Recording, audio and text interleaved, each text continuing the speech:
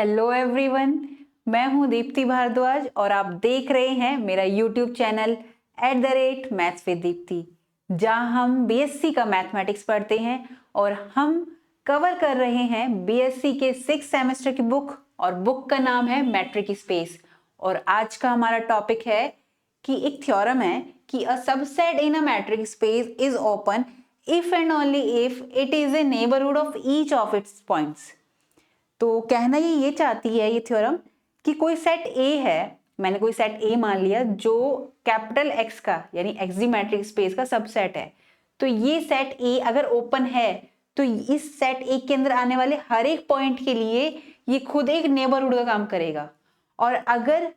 ये सेट अपने ही हर एक पॉइंट के लिए नेबरहुड का काम करेगा तो ये सेट क्या हुआ, अपने आप में ओपन सेट हुआ। ये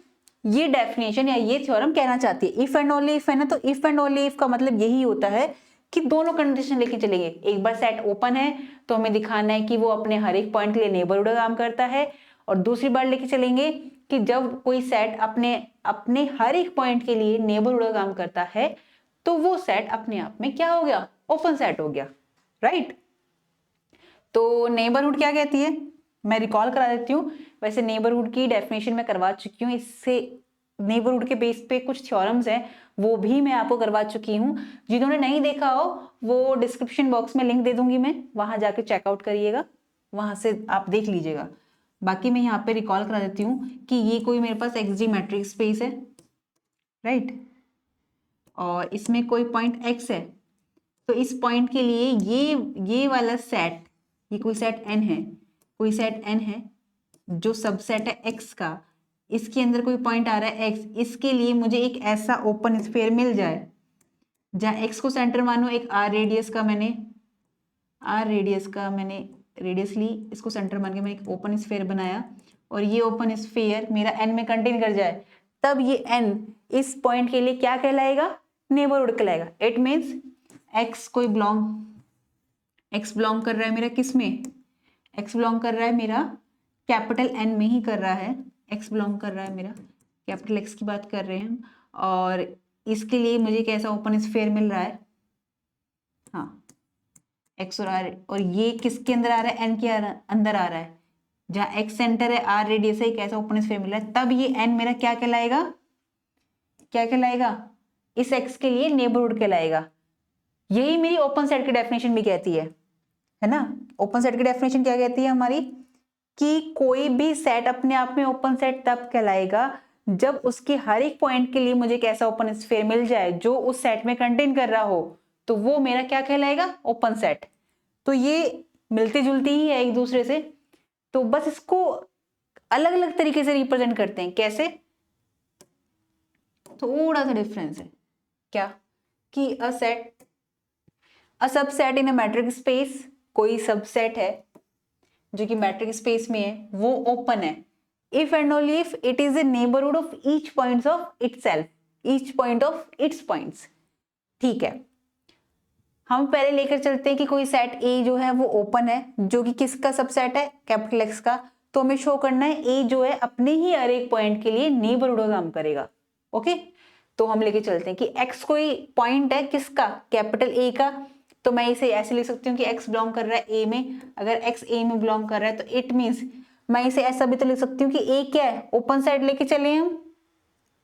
और ये अपने ही सेट के अंदर कंटेन कर रहा है, ये सेट है, और every set open set is open sphere. हमने थ्योरम भी करी थी अपने लास्ट लेक्चर में, डिस्कस कर चुके हैं कि every open sphere is an open set. तो इसको ओपन सेट को मैं ओपन स्फीयर भी बोल सकती हूँ। तो जैसे ही एक्स के लिए मुझे एक ऐसा ओपन स्फीयर मिल गया जो अपने आप में ही कंटेन कर रहा है, कैसे, क्योंकि हम जानते हैं, क्या जानते हैं कि every set is a subset of itself. क्या लिख सकते हैं हम, every set is a subset of itself, right. यहां मैंने रेफरेंस दे दिया, तो ये उसी से लिखा गया मैंने कि x को कोई एलिमेंट लिया a के अंदर, और a मेरा ओपन सेट है, तो ये जब a के अंदर आ रहा है तो ये अपने ही सेट का सबसेट हो सकता है। तो इट मींस ये कंडीशन फुलफिल हो रही है क्या, कि a क्या हो गया, मेरा नेबरहुड हो गया इस सेट ए के लिए, क्योंकि मुझे एक ऐसा ओपन सेट मिल गया है जो एक्स को कंटेन कर रहा है और ये पूरा का पूरा सेट अपने आप में कंटेन कर रहा है, तो ए अपने आप का क्या हो गया, नेबरहुड हो गया, तो अपने हर एक पॉइंट के लिए, तो hence A is a neighbourhood of each of its points. Okay, तो यह हमने तो प्रूफ कर दिया। अब कन्वर्जली लेके चलते हैं, हम क्या लेके चलेंगे कि सेट ए क्या है, हमारे पास नेबरहुड है अपने हर एक पॉइंट का, तब हमें प्रूफ करना है कि सेट ए क्या है, ओपन सेट है। तो चलो लेके चलते हैं। अगर ओपन सेट है तो इट मीन्स क्या, हमारे पास क्या एग्जिस्ट करेगा, अगर कोई सेट अपने आप में नेबरहुड है अपने हर एक पॉइंट का, तो इट मीन्स अपने हर एक पॉइंट के लिए एक ओपन सेट आएगा जो अपने अंदर कंटेन करेगा। तो वही let X be any element of A, क्योंकि ए क्या है मेरे पास, neighbourhood of each of its points, तो and A is a neighbourhood of points, तो मेरे पास क्या एग्जिस्ट करेगा, मैंने इसे मैथमेटिकली लिख दिया, मैं थ्योरेटिकली बताया था, अब ये लिखा है कि एक्स बिलोंग कर रहा है ए में और ए क्या है, नेबरहुड है एक्स का, तो there exist an open sphere या open set G X such that X एक का कोई भी पॉइंट हो सकता है ना, और अपने हर एक पॉइंट के लिए एक ओपन स्फीयर आएगा एक्स। ये जनरलाइज कर दिया है ऐसे, तो x बिलोंग कर रहा है जी एक्स में और वो पूरा का पूरा a के अंदर आ रहा है, तो इट मीन्स अगर a जो x है ये रन कर रहा है सेट a में, ये जो x मैट्रिक स्पेस है यहाँ पर सेट a है जिसको कहा है कि नेबरहुड है अपने हर एक पॉइंट के लिए, तो इट मीन्स ये अपने हर एक पॉइंट के लिए एक ओपन स्फीयर G1 आ गया। फिर एक पॉइंट यहाँ पर लिया मैंने एक पॉइंट ले लिया यहाँ पर x2, इसके लिए एक ओपन स्फीयर आ गया। तो अपने इस सेट के अंदर जितने भी x होंगे वो रन कर रहा है, कहीं पर भी हो सकता है, और वो पूरा का पूरा सेट A,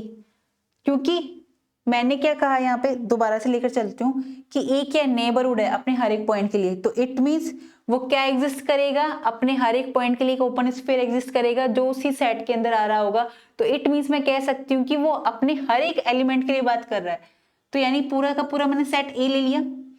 और ये पूरा का पूरा कंटेंट किस में कर रहा है, उन सब, ये G1 G2 G3 इन सब का यूनियन ले लूं मैं। जैसे ही मैं यूनियन लूंगी इन सब का और ये पूरा का पूरा सेट ए के अंदर ही आ रहा है, तो हम एक बात जानते हैं, ये क्या कहना चाहते हैं, इस बात का मतलब ये है कि ए जो है सबसेट है, union of finite number of open set, जो कि अपने आप में क्या है, सेट ए के अंदर आ रहा है। तो इट मीन्स ये क्या हो गया, ओपन सेट हो गया, क्योंकि मुझे ये सेट ए ओपन सेट हो गया कैसे, जब ये अपने हर एक पॉइंट के लिए एक ऐसा ओपन स्फीयर ले रहा है जो इसके अंदर कंटेन कर रहा है, तो ये ओपन सेट की डेफिनेशन हमारी सेटिस्फाई हो रही है। इट मीन्स मैं कह सकती हूं कि ये जो यूनियन है ना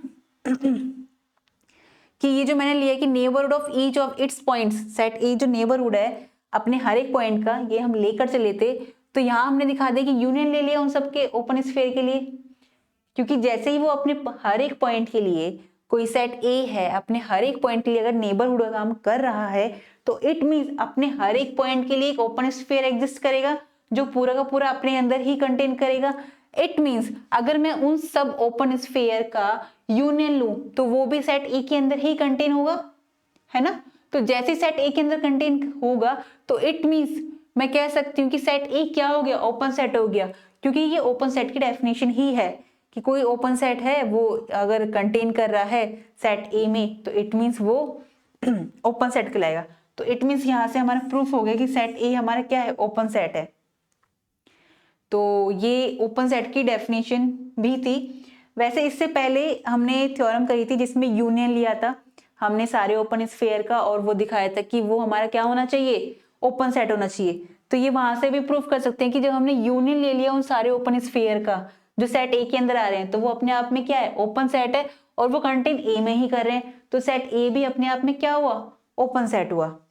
ये कुछ कुछ थ्योरम है जो थोड़ा थोड़ा स्टेटमेंट जो है अलग अलग करके हमारे सामने आ जाता है, और अगर हमारा कॉन्सेप्ट क्लियर नहीं होगा ना तो हम ऐसे ही कंफ्यूज हो जाएंगे। लेकिन ये सब ना एक दूसरे से रिलेट करती हुई है, open sphere, open set, neighbourhood, interior point, ये सब एक दूसरे से मिलते जुलते हैं। इसलिए मैंने आपसे पहले भी कहा था कि उन जो डेफिनेशन में कराती हूँ और जहां मैं बोलती हूँ कि इस पर विशेष ध्यान दो, इंपॉर्टेंट है ये आपके एग्जाम पॉइंट ऑफ व्यू से भी और कॉन्सेप्ट के अकॉर्डिंग भी, तो उसको ध्यान से समझिएगा क्योंकि वो ही बेस है, और ये मैट्रिक स्पेस जो बुक है ये बहुत ही इजी है, लेकिन बहुत बच्चों को ये टफ लगती है। क्यों? क्योंकि वो विजुअलाइज नहीं कर पाते कि उस टॉपिक को कि कैसे ये काम कर रहा है। पर यहाँ मैं आपको विजुअलाइज भी करा के बता रही हूँ, और ये थियोरेटिकली कैसे लिखते हैं और इसको मैथमेटिकली कैसे लिखा जाता है मैं आपको ये भी बता रही हूँ। तो मुझे लगता है, आई होप आज के लेक्चर में आपका कोई भी कंफ्यूजन नहीं होगा, कोई भी डाउट नहीं होगा। लेकिन फिर भी कोई डाउट रह जाता है तो आप कमेंट सेक्शन में मुझसे पूछ सकते हैं, मैं आपके सारे डाउट्स का आंसर करूंगी। तो हम आपको ये वीडियो अच्छी लगी हो तो लाइक कीजिएगा, शेयर कीजिएगा अपने दोस्तों में, और जो नई है मेरे चैनल पर वो सब्सक्राइब कीजिए। तो मिलते हैं हम नेक्स्ट टॉपिक के साथ जो कि बहुत इंटरेस्टिंग है, और तब तक के लिए आप पढ़ते रहिए, स्वस्थ रहिए। नमस्कार।